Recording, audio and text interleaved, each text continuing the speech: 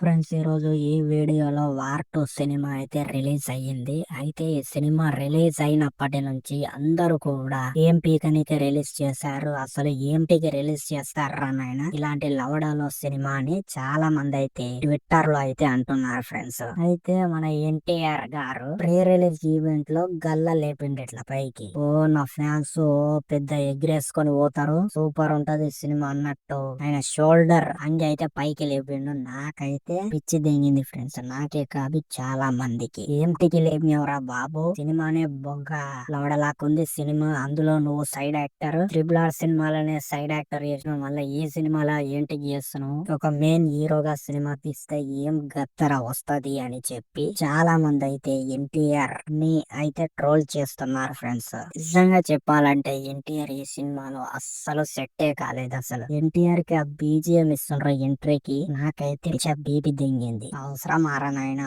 అంటే ఒకసారి అంటే ఇంట్రీకి అయితే ఆ టైగర్ ది పొరలేది ఇయ్యాలి, కానీ మళ్ళీ మళ్ళీ ఒకటి కనబడప్పుడల్లా అవసరమా అని చాలా మంది అయితే అంటున్నారు ఫ్రెండ్స్. సో నాకు కూడా అయితే అస్సలు నచ్చలేదు ఆ బీజిఎం అయితే. దానికంటే ఇంకా ఏదైనా బీజిఎం పెట్టాలి, కానీ ఆయన ఏమన్నా పులికి బీజిఎం పెట్టినట్టు పెడుతున్నారు ఆయనకి అనేటువంటి విధంగా అయితే నాకైతే అనిపించింది. అండ్ ఇక హృతిక్ రోషన్ ఏదో పీకుతాడు అనుకుంటే నార్మల్ గానే సినిమాలో ఎట్లుంటాడు అట్లే ఉన్నాడు. హృతిక్ రోషన్ కూడా ఇట్లా కండ చూపించారు అంతే.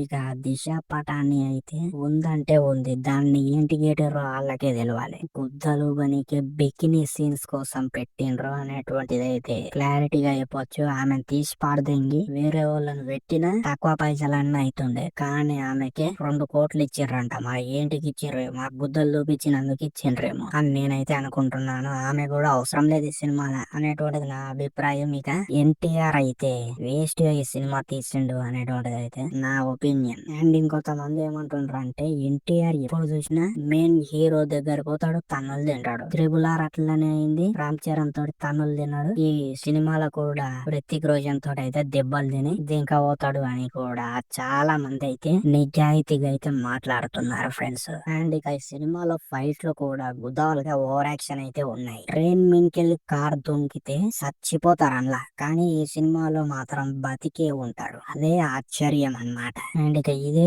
దళిద్రపు పోకు సన్నివేశం రా నాయన అంటే మన ఎన్టీఆర్ పైకి వెళ్ళి పోతున్న ట్రైన్ మీద దుంకి ఆ అమ్మాయిని కాపాడడం చాలా విరక్తి దింగింది ఆ సీన్స్ చూస్తున్నప్పుడు. అండ్ ఇంకా దళిద్రం ఎదురా నాయన అంటే ఎన్టీఆర్ కబీర్ అలియాస్ హృతిక్ రోషన్ ని ఏదో చేస్తాడు, ఏదో పీకుతాడు అని సినిమాలో ఓవర్ ది టాప్ ఎలివేషన్ ఇచ్చారు, కానీ చివరికి అయితే లాస్ట్ లో తన్నులు తిన్నాడు. అందుకే ఈ సినిమానైతే అందరు కూడా పీకనీకే ముందు రిలీజ్ కాకముందు గుద్దవాలుగా ఎలివేషన్ ఏం పీకనీకి ఇచ్చిండ్రు. సినిమా రిలీజ్ అయినాక రొటీన్ సినిమా లాగానే ఉంది. సినిమాలు తీస్తే తీయండి, లేకుండా గుద్దన్నోరు మోసుకొని ఉండుండే. ఈ సినిమాలు చూసి మాకు టైం బుక్ అవుతుంది, దేనికంటే యూట్యూబ్ లో బ్లాగ్స్, తెలుగు బ్లాగ్స్ చూసుకుంటామని చాలా మంది అయితే గొంతెత్తి అయితే మాట్లాడుతున్నారన్నమాట. సో ఈ విధంగా ఈ సినిమానైతే ఘోరాతి ఘోరంగా అయితే తిడుతున్నారు. మరి మీరు కూడా ఈ సినిమా చూసుంటే మీకు ఎలా అనిపించింది అనేటువంటిది డెఫినెట్లీ కింద కామెంట్ సెక్షన్ లో కామెంట్ చేయండి,